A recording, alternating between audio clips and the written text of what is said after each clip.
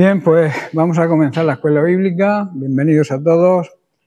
Vamos a comenzar hoy la lección 16. Abrimos la lección 16 en su primera parte, la cual trata de la doctrina de bautismo. Vamos a estudiar a lo largo de las siguientes semanas varias clases de bautismos bíblicos que existen. Vamos a leer, como hacemos siempre cuando comenzamos una lección, los versículos claves que vamos a estudiar y vamos a trabajar. El primero está en Hebreos capítulo 6, versículos 1 y 2, que dice así: por tanto, dejando ya los rudimentos de la doctrina de Cristo, vamos adelante hacia la perfección, no echando otra vez el fundamento del arrepentimiento de obras muertas, de la fe en Dios, de la doctrina de bautismos, de la imposición de manos, de la resurrección de los cuerpos y del juicio eterno. La segunda lectura está en Lucas capítulo 11, verso 13, que dice: pues si vosotros siendo malos sabéis dar buenas dádivas a vuestros hijos, cuánto más vuestro Padre Celestial dará el Espíritu Santo a los que se lo pidan. La siguiente está en 1 Corintios capítulo 12, versículos del 12 al 14, donde Pablo declara: porque así como el cuerpo es uno y tiene muchos miembros, pero todos los miembros del cuerpo, siendo muchos, son un solo cuerpo, así también Cristo. Porque por un solo espíritu fuimos todos bautizados en un cuerpo, sean judíos o griegos, sean esclavos o libres, y a todos se nos dio a beber de un mismo espíritu. Además, el cuerpo no es un solo miembro, sino muchos. La siguiente está en Mateo capítulo 3, versículos 11 y 12, donde Juan el Bautista declara: yo, a la verdad, os bautizo en agua para arrepentimiento, pero el que viene tras de mí, cuyo calzado yo no soy digno de llevar, es más poderoso que yo. Él os bautizará en Espíritu Santo y fuego. Su aventador está en su mano, y limpiará su era, y recogerá su trigo en el granero, y quemará la paja en fuego que nunca se apagará. Y la última está en Mateo capítulo 28, verso 19, donde el propio Jesús nos ordena: por tanto, id, mandamiento, y haced discípulos a todas las naciones, bautizándolos en el nombre del Padre, y del Hijo, y del Espíritu Santo. Analizando las Sagradas Escrituras encontramos que hay tres bautismos principales para el cristiano y otro bautismo que puede ser incluido para aquellos que quieran seguir adelante en Cristo, pero de una manera firme. Son los siguientes. El primero, el bautismo por el Espíritu en su cuerpo, en el cuerpo de Cristo, en su iglesia. Eso habla de posición. Luego está el bautismo en agua, que es confesión pública de nuestra fe. En tercer lugar está el bautismo en el Espíritu Santo, donde el poder de Dios se manifiesta en nosotros. Y el último es el bautismo con fuego, el bautismo de purificación. Vamos a estudiar el primer bautismo, que dice la palabra de Dios que hemos sido bautizados en un cuerpo, en el cuerpo de Cristo, su iglesia. Este es el bautismo que todos los creyentes deben conocer y deben entender, porque es el bautismo más importante, el primer bautismo. Cuando creemos, cuando nos convertimos, el Espíritu Santo nos introduce, nos bautiza, nos sumerge en la iglesia. Y eso lo encontramos en la lectura que hemos leído arriba, en 1 Corintios 12, verso 13, donde Pablo dice: porque por un solo espíritu fuimos todos bautizados en un cuerpo. El cuerpo se refiere a su iglesia, al cuerpo de Cristo místico. Y en Efesios capítulo 4, versículos 4 al 5, Pablo también dice: un cuerpo y un espíritu, como fuisteis también llamados en una misma esperanza de vuestra vocación, de vuestro llamado, un Señor, una fe, un bautismo. El apóstol Pablo aquí nos recuerda en estos pasajes la unidad que tenemos en Cristo. Y no se trata de algo que nosotros debamos hacer o debamos fabricar, sino algo que debemos guardar, cuidar y proteger y mantener. Es algo que ya Dios nos ha dado. Nosotros, nuestra obligación es obedecer, o sea, guardar y mantener esa unidad. No somos muchos cuerpos, como algunos creen, ni muchos espíritus, ni muchas esperanzas. Somos uno solo, un solo cuerpo. Debemos considerar la unidad gloriosa que Dios mismo ha establecido entre los creyentes, en tiempos en los que el mundo promueve la división, la confusión y el egoísmo, Dios nos llama a vivir conscientes de lo que somos en Cristo. Amén. Por tanto, no se trata de alcanzar algo nuevo, sino de vivir conforme a lo que ya somos por su gracia, por la gracia de Dios. El apóstol Pablo, escribiendo a la iglesia en Éfeso, nos da los elementos claves que forman la base de nuestra unidad. Si realmente hemos nacido de nuevo, que esa es la pregunta que tenemos que hacernos, debemos darnos cuenta que todo gira en torno de Cristo y de la obra del Espíritu Santo. Toda la Biblia, toda la enseñanza bíblica, toda la tendencia a servir en la Iglesia de Dios gira en torno a Cristo y a la obra del Espíritu Santo. Dios no nos ha dejado solos, ni nos permite que nos dividamos. Nos ha unido en lo esencial. Y esa unidad es espiritual, tiene que ser unidad en el espíritu, tiene que ser firme y como viene de Dios tiene que ser eterna. En primer lugar, habla de un solo cuerpo. La Iglesia del Señor está formada por todos aquellos que han sido redimidos por la sangre del Cordero. No hay iglesia rica ni iglesia pobre, no hay iglesia pequeña ni iglesia grande. Ante los ojos de Dios somos un solo cuerpo, porque hay un solo espíritu que da vida. Y aunque nos reunamos en diferentes lugares, somos una sola iglesia. La iglesia, por tanto, no es una organización humana, ni un conjunto de denominaciones, sino el cuerpo de Cristo. Somos miembros los unos de los otros, o sea, dependemos los unos de los otros, como todos los elementos de un cuerpo. La mano depende de la otra mano, del pie, de la cabeza, del cerebro, de los ojos. Todos dependemos, como cuerpo de Cristo que somos, dependemos todos de todos. Por eso, repito, hay una iglesia verdadera que está compuesta por todos aquellos que han sido regenerados, nacidos de nuevo por la obra del Espíritu Santo y que han sido lavados por la sangre del Cordero, la sangre de Cristo. Ahora surgen las siguientes preguntas. ¿Cómo estamos tratando a nuestros hermanos, a las distintas partes de nuestro cuerpo? ¿Cómo miramos a las congregaciones que se reúnen en otros lugares, que no se reúnen con nosotros, ni como nosotros quizás, que se reúnen en otros sitios, pero que aman a Cristo y predican su palabra fielmente? ¿Cómo los miramos? ¿Con recelo, con envidia, con competencia a veces? Somos parte de un mismo y único cuerpo. No hay lugar para el orgullo ni la prepotencia, creernos mejores que los demás. Hay lugar solamente para amar, para servir y para cooperar en la extensión del Evangelio de Salvación. Somos colaboradores, jamás competidores. O sea, no competimos los unos contra los otros. Es una verdad que muchos a veces se olvidan de esto, pero hemos sido llamados, repito, a ser colaboradores y nunca a competir unos contra otros. El apóstol Pablo así lo indica en 1 Corintios capítulo 3, verso 9. Dice, porque nosotros somos colaboradores de Dios. Además de una honra, el ser colaborador de Dios es un gran privilegio, el poder colaborar juntos en la obra de Dios, aportando cada uno nuestros talentos y nuestros dones para la edificación del cuerpo de la Iglesia. Por tanto, no somos rivales en esta obra.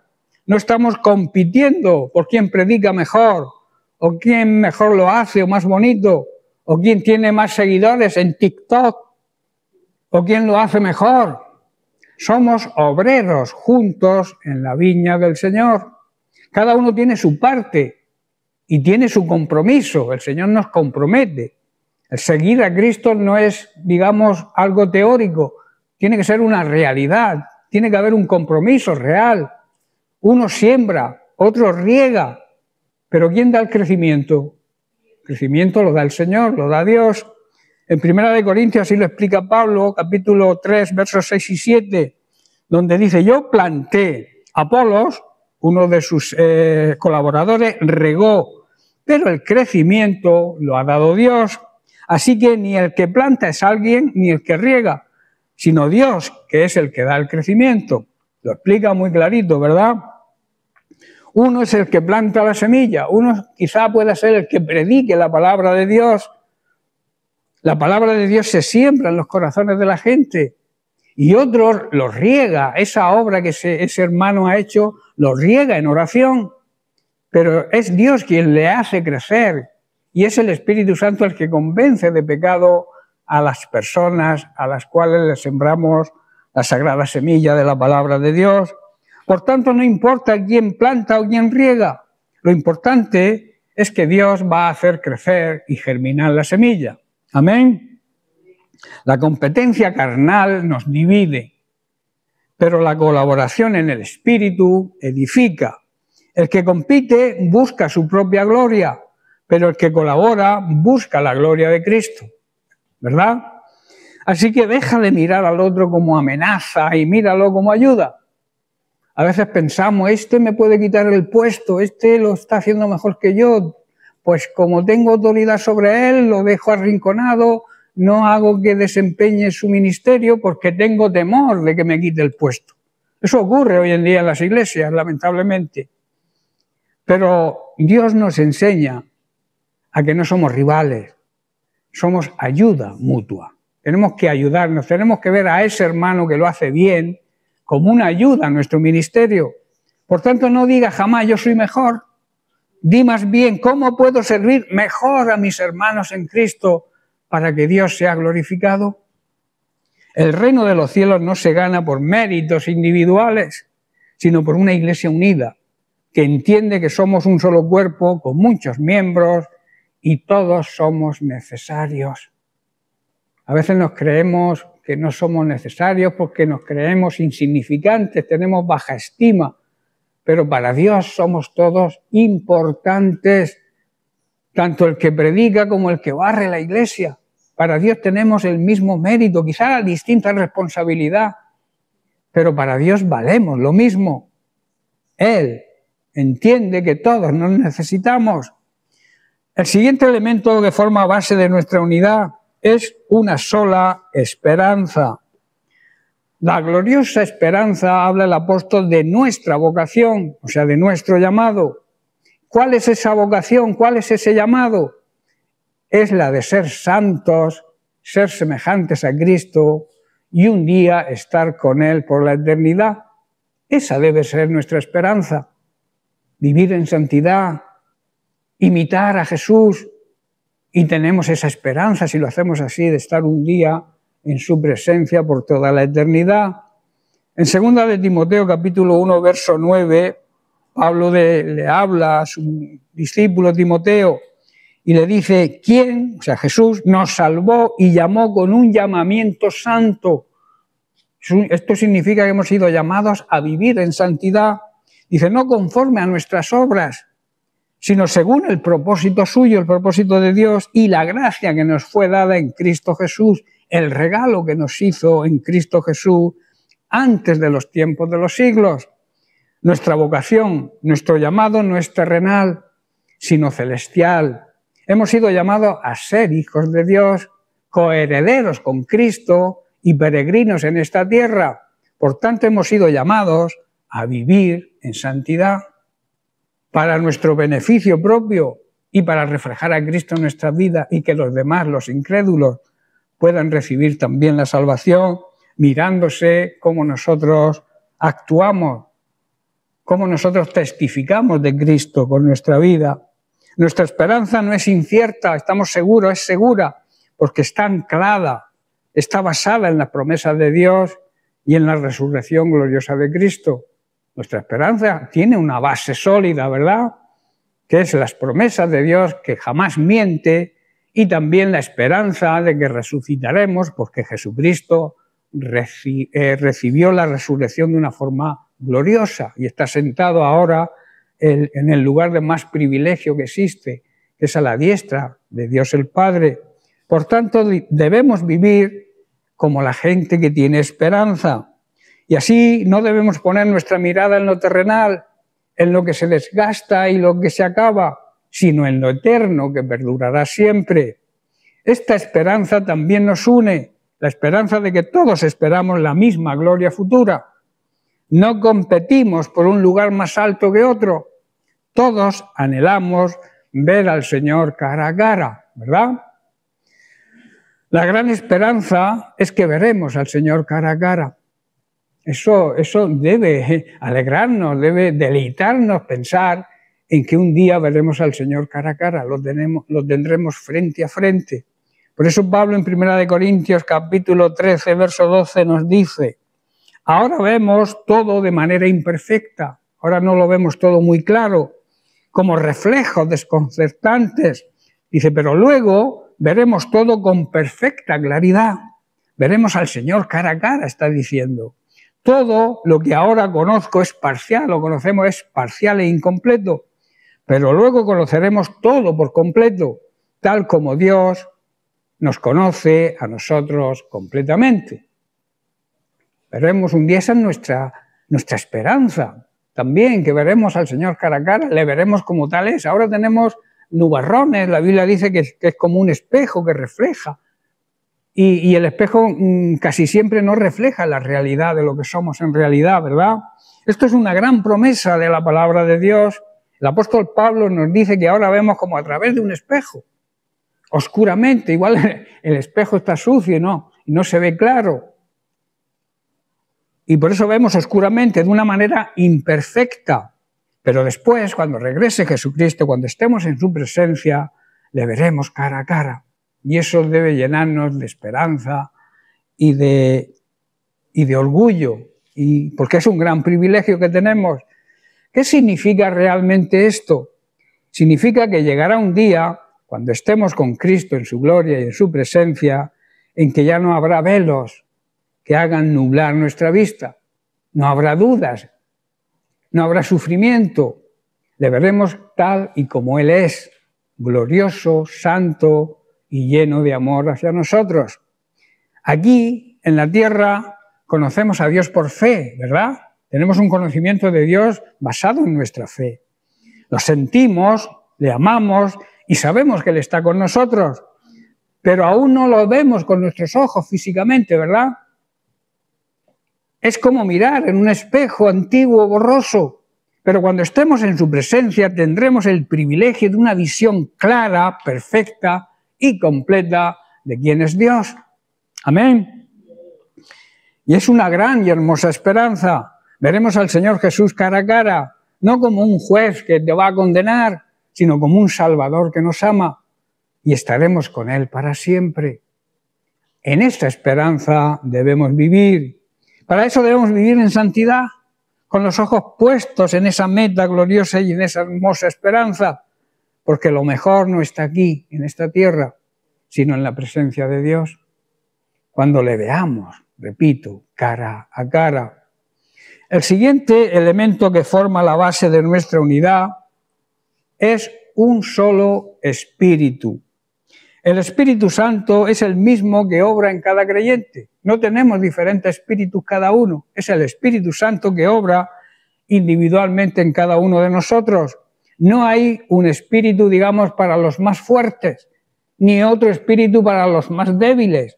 Es uno solo, y es el que convence de pecado, regenera, santifica y nos da poder para vivir en esa vida nueva que Jesús nos promete y quiere que vivamos. Él es el Espíritu Santo quien nos guía a toda la verdad y nos va a recordar siempre las palabras de Jesús. Cuando andamos en el Espíritu, buscamos la paz y jamás buscamos el conflicto. El Espíritu nos une, no nos divide. Si hay contienda, si hay celos, si hay envidia entre nosotros, no provienen del Espíritu Santo de Dios, sino de nuestra carne, de nuestra propia naturaleza pecaminosa. Debemos, por tanto, depender del Espíritu Santo cada día, ser obedientes a su voz y a su guía. No podemos vivir la vida cristiana con nuestras propias fuerzas, es imposible. Necesitamos la ayuda del Espíritu Santo. El propio Jesús nos dice, separados de mí, nada podéis hacer. Y es el Espíritu Santo quien nos da la fuerza, la sabiduría y el poder para que vivamos como Dios quiere que vivamos. No basta con buenos deseos o esfuerzos humanos. Necesitamos cada día estar llenos del Espíritu Santo como un barco velero que necesita viento para avanzar.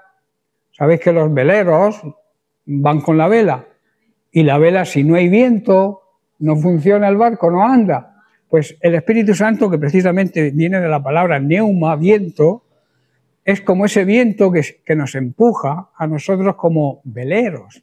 Estoy comprendiendo el símil de un barco velero y del viento en comparación con el Espíritu Santo. Necesitamos el Espíritu Santo para avanzar en nuestra vida cristiana. Por eso Pablo en Efesios capítulo 5, verso 18 nos dice: no os embriaguéis con vino, en lo cual hay disolución. Antes bien, sed, con un mandamiento, sed en imperativo, llenos del Espíritu Santo. No debemos, está diciendo, emborracharnos con vino, porque eso nos va a arruinar la vida. En cambio, tenemos que ser llenos cada día del Espíritu Santo, recibir el neuma, el aliento, el aire que nos mueva en nuestra vida cristiana. Así que cada mañana, antes de cualquier cosa, debemos doblar nuestras rodillas y pedir ayuda al Espíritu Santo para que Él nos guíe, nos consuele, nos corrija y nos transforme. Pero para eso tenemos que ser obedientes a su voz. No caminamos solos, hermanos, aprendamos a depender siempre del Espíritu Santo. Él nunca nos va a dar algo que no nos interese. Él nunca nos va a ofrecer o nos va a llevar a algún lugar donde no debamos ir. Por eso, repito, no caminamos solos, aprendamos a depender siempre de la guía, la protección y el cuidado del Espíritu Santo. El siguiente elemento que forma la base de nuestra unidad es que hay un solo Señor. Jesucristo es nuestro único Señor, o debe ser nuestro único dueño, porque Señor significa dueño. No seguimos a hombres, no seguimos modas doctrinales, no seguimos nuevas ideologías que a veces son diabólicas, ni seguimos a líderes carismáticos. Una persona carismática es que tiene una especial capacidad para atraer y fascinar a la gente, engañar a la gente.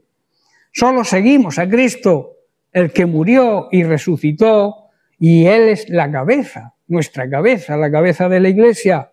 Él es nuestro dueño, nuestro Salvador, nuestro pastor y nuestro único Rey. Y así tenemos que verlo. Y si tenemos un mismo Señor, debemos vivir como súbditos del mismo reino, sujetos a la autoridad y soberanía de nuestro Rey y Dios, con la obligación de obedecerle. Todos los súbditos de un rey le obedecen, pero también saben que el Rey los cuida, los protege, los guarda, los alimenta y los transforma. Jesucristo debe ser nuestro único Señor.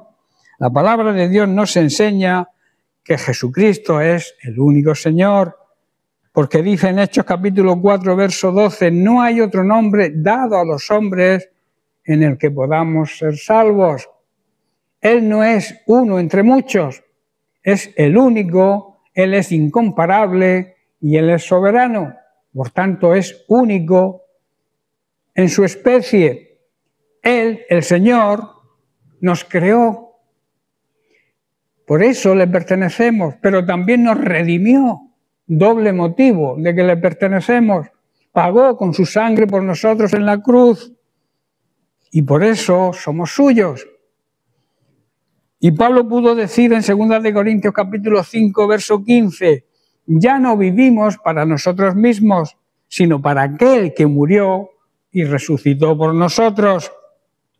Decir que Jesús es nuestro único Señor es decir que Él manda y nosotros obedecemos. Que confiamos en Él más que en nadie. A veces confiamos más en las personas de este mundo. Depositamos nuestra confianza en personas de este mundo que en las personas que Dios ha puesto a nuestro lado como hermanos y miembros del mismo cuerpo. Y debemos saber que confiamos en Él más que nadie. Cristo, debemos confiar en Él y debemos confiar en el cuerpo de Cristo, que somos su iglesia. Es lo que está diciendo el apóstol. También tenemos que saber que no hay otro dueño de nuestra vida, no debe haber otro dueño de nuestra vida desde que nos convertimos. Ni el pecado ya es nuestro dueño, ni el mundo en que vivíamos es nuestro dueño, ni nosotros mismos somos nuestro propio dueño.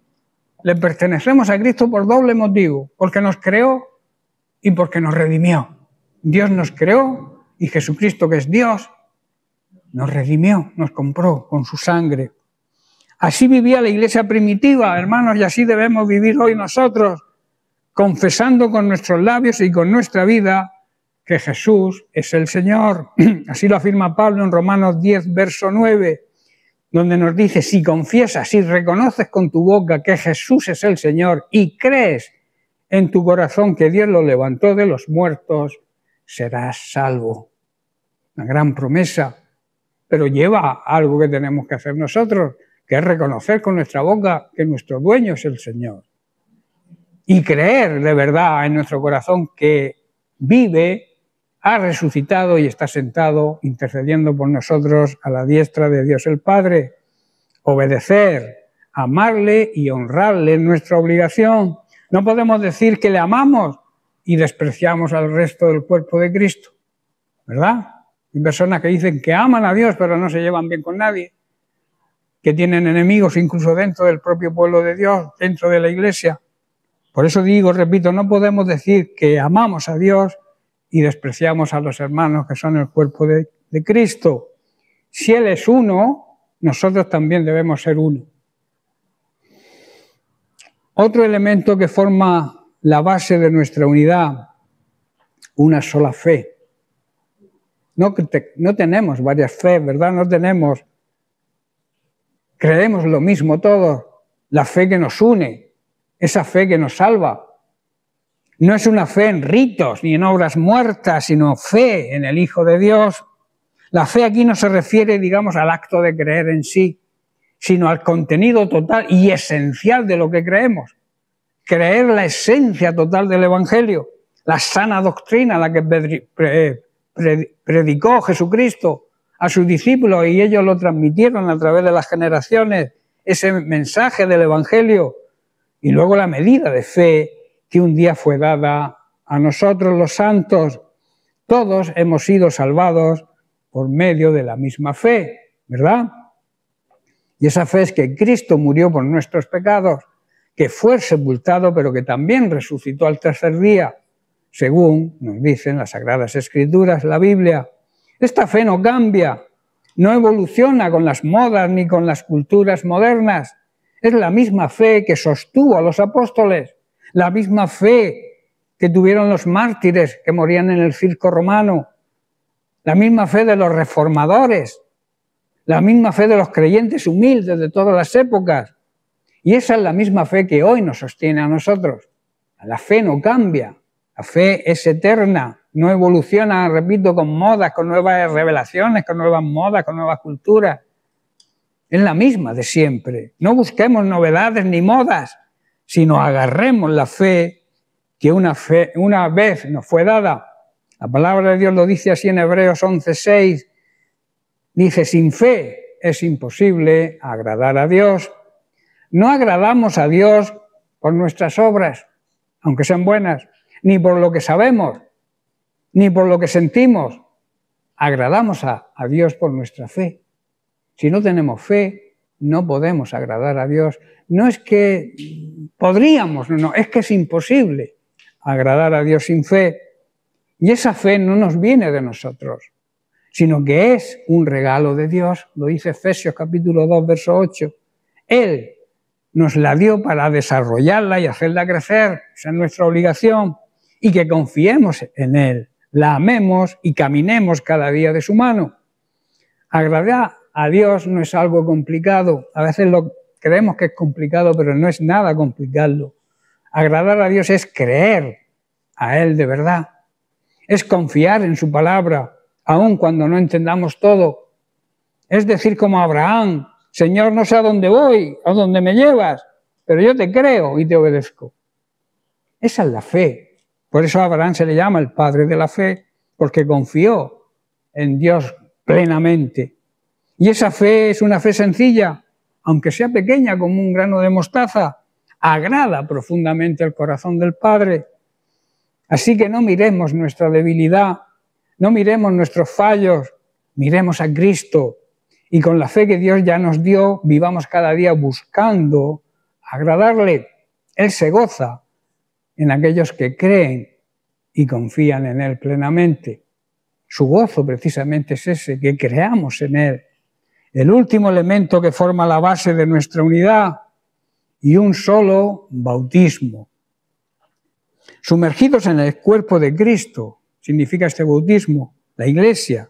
Sin este bautismo, los otros no tienen razón de ser. Este es el principal bautismo que necesita, o que necesitamos comprender y entender.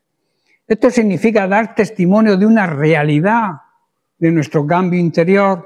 No hay múltiples caminos, hay un solo camino: morir al viejo hombre y resucitar en una nueva vida en Cristo. De esta manera, el Espíritu Santo nos bautiza, o sea, nos introduce en el cuerpo de Cristo, su Iglesia. Sabéis que bautismo es sumergir, ¿verdad? Pues cuando nos convertimos, aceptamos la verdad de Cristo, aceptamos a Jesucristo como Señor y Salvador, el Espíritu Santo nos introduce, nos sumerge, nos bautiza dentro de su Iglesia. Este es el bautismo, digamos, esencial de la vida cristiana. Un solo bautismo significa que no hay múltiples caminos, no hay múltiples formas de salvación, solamente hay una. Es uno solo por medio de Cristo. Este bautismo nos identifica con Cristo y también nos identifica como su pueblo, como su Iglesia. No estamos llamados a crear unidad, sino a guardar la unidad, a mantener la unidad del Espíritu en el vínculo de la paz. Así lo dice Pablo en Efesios capítulo 4, verso 3, donde dice solícitos, que quiere decir cuidadosos, diligentes en guardar la unidad del Espíritu en el vínculo de la paz.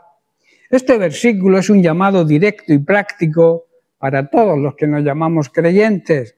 El apóstol Pablo nos recuerda que la unidad entre los hijos de Dios ya existe, porque ha sido dada por el mismo Espíritu Santo. Por tanto, no se trata de crear unidad, sino de guardarla y de mantenerla. ¿Estoy entendiendo? La palabra solícito significa que debemos ser diligentes, atentos, constantes, cuidadosos. No es algo que se deja al descuido, sino algo que se cuida con esmero. Así como nosotros cuidamos un tesoro, ¿verdad? Porque tiene gran valor, o una planta delicada, la protegemos, la cuidamos, o cualquier cosa de gran valor para nosotros, también debemos cuidar la unidad en el cuerpo de Cristo. ¿Cómo se guarda esta unidad? Pablo lo dice claramente, en el vínculo de la paz. La paz, digamos que es el lazo, el cinturón, el cemento que nos une. Cuando hay paz entre nosotros, la unidad se fortalece. Pero cuando hay rencores, cuando hay chisme, cuando hay crítica, cuando hay murmuración, cuando hay celos, cuando hay orgullo, cuando hay prepotencia, esa unidad se debilita. Cada vez nos hace más débiles. La unidad no significa que todos pensemos exactamente igual en todo, no significa eso, pero sí que tengamos un mismo espíritu, un mismo amor, un mismo propósito en Cristo, una misma visión y una misma misión. Y eso se logra cuando cada uno de nosotros anda en humildad, anda en mansedumbre y en paciencia, como dice el versículo anterior, Efesios 4:2, donde dice, con toda humildad y mansedumbre, soportándoos con paciencia los unos a los otros en amor. ¿Estamos caminando en humildad, mansedumbre y paciencia como nos enseñan las Sagradas Escrituras? Pregunta que deberíamos hacernos. ¿O estamos promoviendo la división dentro del cuerpo de Cristo? ¿Estamos siendo solícitos, cuidadosos en guardar, en cuidar, en proteger la unidad con nuestros hermanos en la fe? ¿O quizá estamos permitiendo una raíz de amargura, una crítica innecesaria, una conversación que a veces divide? Preguntas que deberíamos hacernos, ¿verdad? Debemos pedirle al Señor que nos haga obreros de paz, o sea, personas pacificadoras, que podamos cuidar la unidad entre nosotros como algo precioso, algo de gran valor, porque Cristo pagó un alto precio por su Iglesia.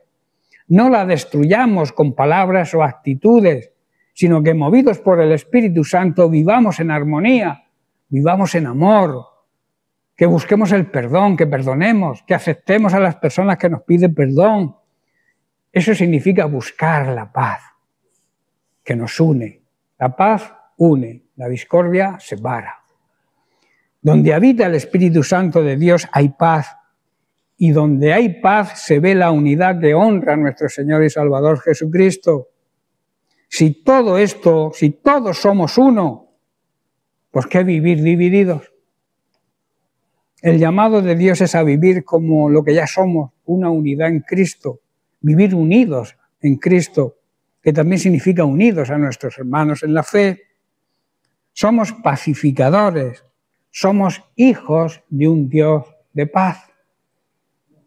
En Mateo capítulo 5, verso 9, Jesús nos dice: bienaventurados los pacificadores, porque ellos serán llamados hijos de Dios. La bendición que pocos buscan. En este tiempo donde reina la división, la falta de paz, la violencia en palabras y en hechos, y donde muchos confunden la firmeza en nuestra fe con agresión a lo que ellos piensan, el Señor Jesús nos recuerda algo poderoso. Somos bienaventurados, bendecidos, gozosos, dichosos, los que somos pacificadores. No dice bienaventurados los pasivos, tampoco dice eso, ni los que se callan para evitar problemas, no está diciendo eso. Jesús habla de aquellos que, como nuestro Padre Celestial, trabajan activamente por la paz. Ahora, ¿qué es un pacificador según Dios? Un pacificador no es simplemente alguien que no se mete en problemas. No, hay personas que se creen que ser pacífico es no meterse en problemas. Nada de eso. Un pacificador es alguien que busca reconciliar donde hay separación. Un reconciliador tiende puentes donde hay socavones y precipicios para que se pueda pasar. Un pacificador es aquel que rompe muros de separación. Un pacificador cura las heridas donde otros echan sal. ¿Estáis entendiendo? No es algo, digamos, que decir no me meto en problemas y por eso soy pacificador. No, no. Un pacificador debe actuar, debe demostrar, debe buscar la paz entre todos. Ser pacificador es actuar con justicia, con verdad y con amor al mismo tiempo. Requiere, por tanto, valentía, dominio propio, humildad y mucho del carácter de Cristo. Por eso debemos parecernos cada vez más a Jesucristo, para que podamos identificarnos con esa persona pacificadora que Dios quiere que seamos. Jesús es el verdadero pacificador, es el modelo a seguir. Nuestro Señor no vino al mundo para quedar bien con todos, sino para traer la paz entre Dios y los seres humanos. Esa fue su misión. ¿Cómo lo hizo? Entregando su propia vida. ¿Por quién lo hizo? Por sus enemigos, por los pecadores. Todo aquel que vive en pecado es enemigo de Dios y Él murió por ellos. ¿Y por qué lo hizo? Porque su amor es mayor que el pecado. ¿Estáis entendiendo? Por eso un pacificador se parece a Jesús. No busca su comodidad, sino el bien del otro. No alimenta el conflicto, no echa leña al fuego, sino que siembra la paz con su ejemplo, sus palabras y sus decisiones. En otras palabras, es un bombero que apaga fuegos. ¿Dónde necesitamos ser pacificadores hoy? Escuchar bien, primeramente en nuestro hogar. Tenemos que buscar la paz en nuestra familia. ¿Cómo respondemos cuando hay tensión? Pregunta, ¿cómo respondemos cuando hay problemas en nuestro hogar? ¿Eres quien calma o eres quien enciende la discusión y la contienda? Preguntas, las dejo ahí. Ser pacificados a veces es guardar silencio sabio. Otras veces es pedir perdón primero, aunque no tengan la culpa. Y muchas veces es amar, aunque los demás no lo merezcan.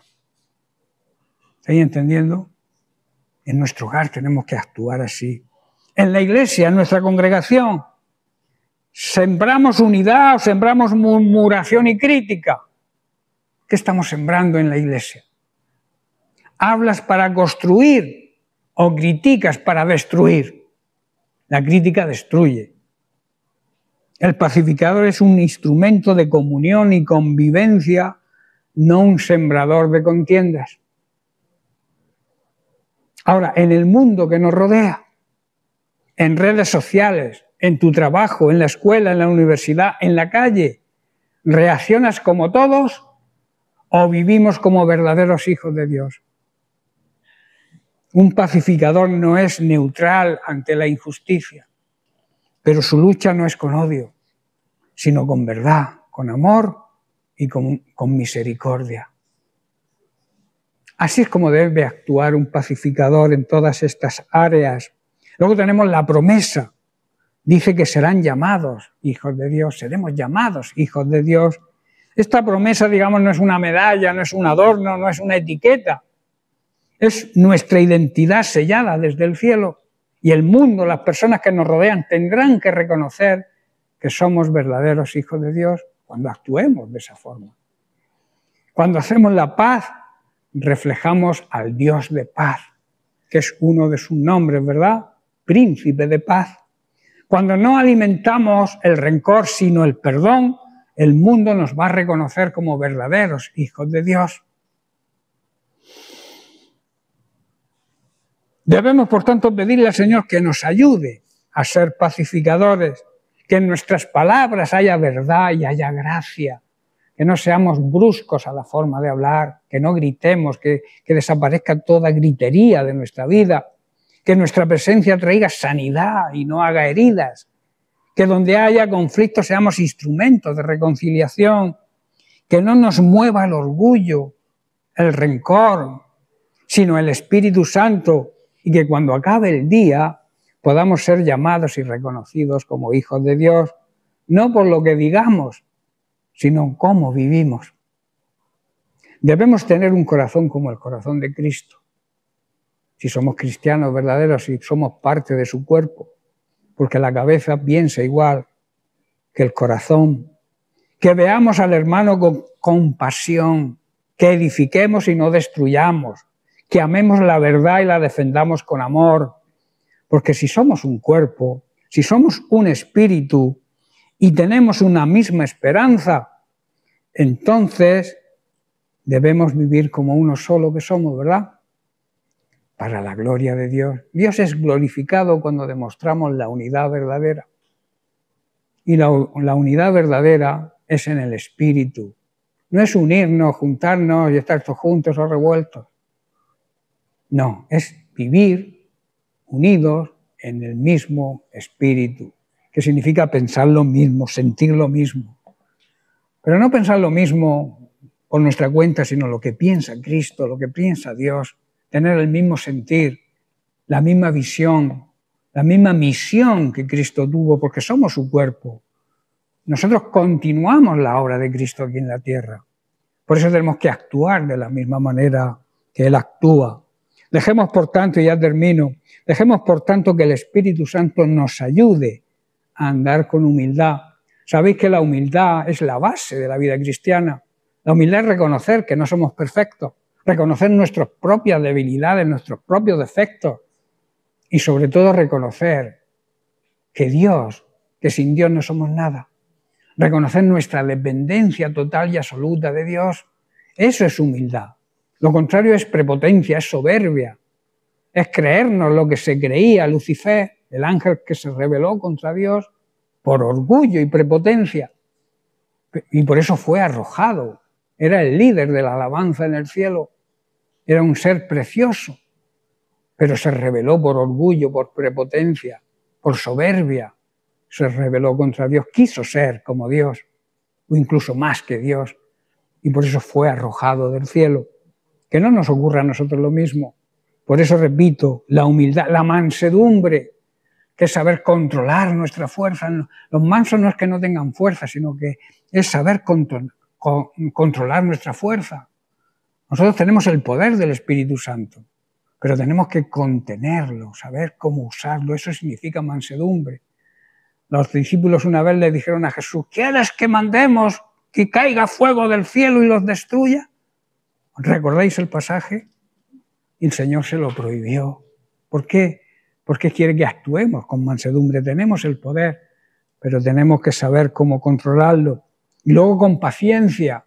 La paciencia también es una gran virtud. Saber esperar, tiene varias connotaciones. Saber esperar lo que deseamos, pero con paciencia, aunque lo deseemos mucho, tenemos que saber que el tiempo no es nuestro, el tiempo es del Señor. Y luego saber también soportar los ataques, los insultos, las persecuciones de las personas. Eso también es tener paciencia. Amén. ¿Por qué tenemos que actuar así? Luego añade, soportándoos los unos a los otros. No todos tenemos la misma condición, no todos somos iguales. Cada uno tiene sus propios defectos que tenemos que ir corrigiendo, pero nosotros tenemos que ir aceptándolos, soportándolos, hasta que lleguemos a la plenitud de la medida de fe, que lleguemos a ser como nuestro Señor Jesucristo. Hasta entonces es un proceso que tenemos que ir soportándonos los unos a los otros, exhortándonos también, y hermano, no vas bien por aquí, esto qué tal, esto no está bien, ayudándonos. Por eso el escritor de Hebreos dice que debemos congregarnos, que no debemos dejar de congregarnos como algunos tienen por costumbre. Si no te congregas no puedes convivir, no puedes corregir, no puedes exhortar a los hermanos, no puedes bendecirlos, no puedes ayudarles. De ahí la necesidad de congregarnos. Y eso hay que hacerlo con amor. Amén. Bien, pues lo vamos a dejar aquí y seguiremos la semana que viene con los otros bautismos, los siguientes bautismos, que son los derechos de herencia de los creyentes, que fueron adquiridos por Jesús al morir en la cruz. Los siguientes bautismos no tienen importancia. Sin los otros bautismos puedes ser salvo, pero sin el bautismo principal, que es ser sumergidos en el cuerpo de Cristo, nadie puede ser salvo. De ahí la importancia de este bautismo. El principal bautismo, el bautismo en agua no te salva, es un reconocimiento público. El bautismo en espíritu es recibir poder. El otro bautismo, el de purificación, es ser purificados y limpiados. Pero el que realmente te hace entrar en la familia de Dios es el bautismo en el cuerpo de Cristo. Eso se produce, como hemos visto, cuando nos convertimos, cuando venimos a la fe, aceptamos a Jesucristo como nuestro Señor y Salvador. Entonces el Espíritu Santo nos sumerge, nos bautiza en su iglesia. Amén. Bien, pues que el Señor les bendiga. Seguiremos la semana que viene.